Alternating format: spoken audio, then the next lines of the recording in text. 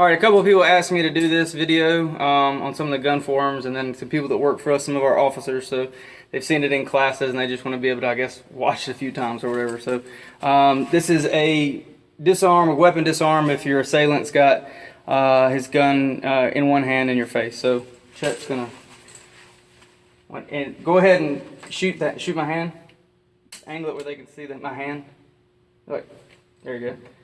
So there's a red dot that's going to pop up. So legitimately, when I move, you try to pull the trigger and see if you can see the red dot on my body. And the idea is I'm going to keep my hands level with the gun, never go higher, never go lower. Don't look at the gun. You can't tell what I'm looking at, but he can tell.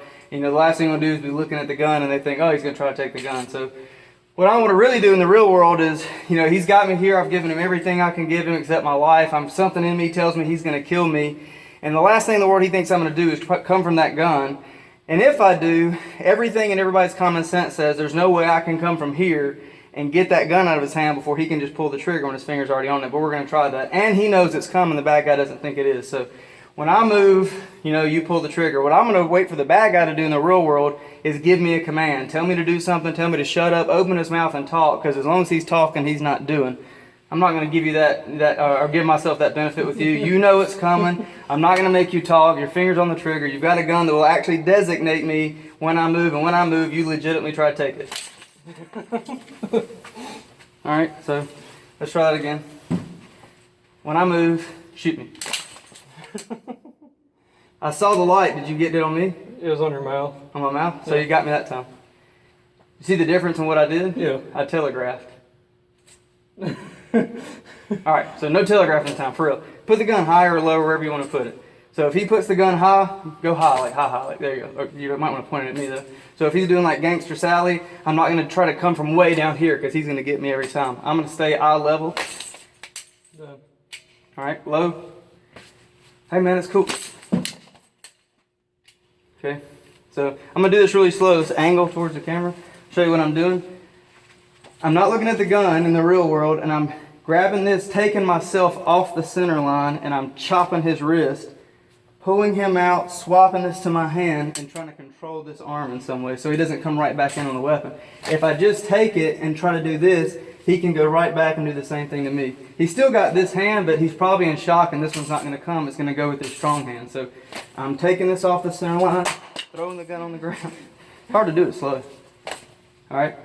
Taking myself off the center line, swapping hands, parrying that out in his face or in his chest or wherever it needs to be. So there you go. You've got it now. Watch it a billion times if that's what you want to do. And since a million of you are going to ask me, what if he's got two hands on the gun, I'll show you one that I've been working on, two hands on the gun. So it's going to be hard to see all of this on the camera angle, so we'll just try. So he's got two hands on the gun. This is not going to work. He's going to shoot me every time. I can't break that out of his grip. I've seen people try to go inside, but I don't trust that because his hand's right here. So it's something I've been working on. All right. Up. I'm going to use that as a wrist bar. Boom. I don't know if you're seeing that. If that's low enough, you can see. But walking through it slow. Once again, off the center line, trapping him to the gun. He's probably going to pull the trigger there, and because it's a semi, it's going to jam. It's going to failure to extract, so it won't feed. So there's going to be an empty case in the chamber. Because I'm trapping him to the gun, I'm wrist barring him down. If the gun hasn't gone off yet, it's going to go off here. I can knee him in the chest, spin this out. Because I left a failure to eject, I need to get the bad round out and, you know, dispatch with the pleasantries. Let's do a full speed one more time, just in case it's actually coming on camera. So feel free to engage if you can. All right, so it went off, but it didn't go off in me. Nope. So that's the idea.